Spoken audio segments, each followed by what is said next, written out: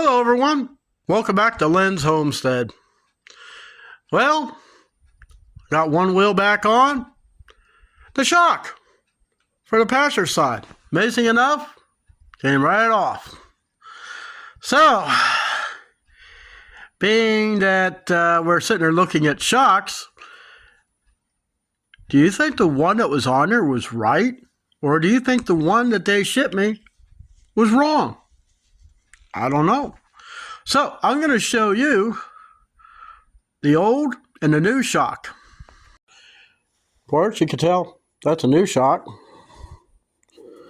Put that thing in line. Well, it's about the same.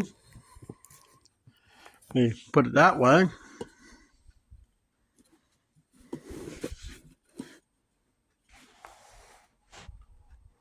Yeah, I mean, that's a little difference. But you see how this one is. So, when I took it off, the suspension was, let go. So, let's say we put the weight down on this shock.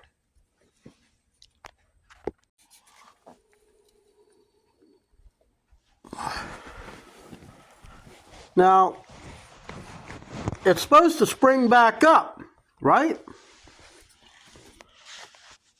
Well, that's fully compressed. So let's take the new shock, put on the floor.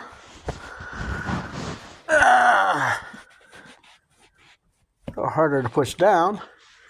Now, so that might explain why farm truck is riding so rough. But anyways, I wanted to show you this. I don't know how hard it's going to be to get this thing in because of the situation. The truck had been custom ordered from the factory. Not everything fits on like it should. Sometimes you have to modify. And everything I've had to do was fabrication to make it fit. But hey, that's the, oh, hi Toby. That's what happens when you own a custom factory-built truck. But anyways, that's what I wanted to show you in this video. Yeah, I'm getting the front shocks done. Next, the back. So how long did it take to do the front shock on the driver's side? About 3 hours. How long is it going to take to do this one? Well, gee, I'm only into it 5 minutes. We'll just have to wait and see. Thanks for watching. Hey guys, I wanted to give you an update on farm truck and the shock replacement. Okay, I got 10 minutes in on the passenger side front. Passenger side rear, 2 minutes. Driver's side is a fighter. Yep, I got the one bolt out, but the bottom one ain't giving it up. So I'm going to wait to get the for the penetrating oil to work, because I had to bring out the big guns. I'm talking Impact wouldn't do it. I used a one of those 3/8 really long handle universal ratchets. That wouldn't do it with the wrench. I brought out my half-inch breaker bar. Now, Godzilla is still in the box. That's my 3/4-inch drive breaker bar. I don't think we need to bring that out just yet, because I did get the nut to turn.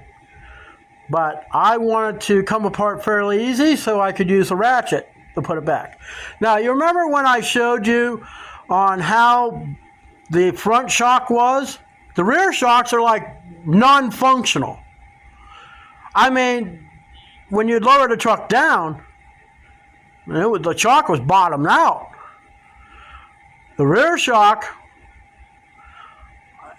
it's that bad. I mean, it's just, I don't know how the person before me drove that thing. I mean, it's like rattling what left of my teeth coming out of my mouth.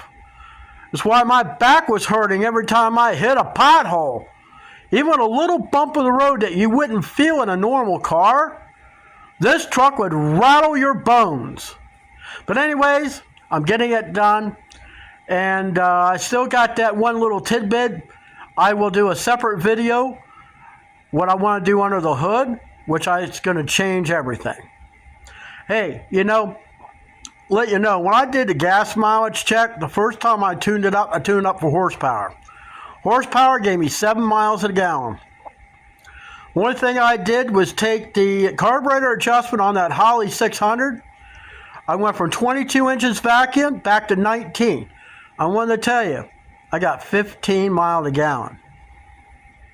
You going to do that in fuel injection? Well, maybe if you had a computer to hook to it. I just don't want none of that. But anyways, that's it. See you next time.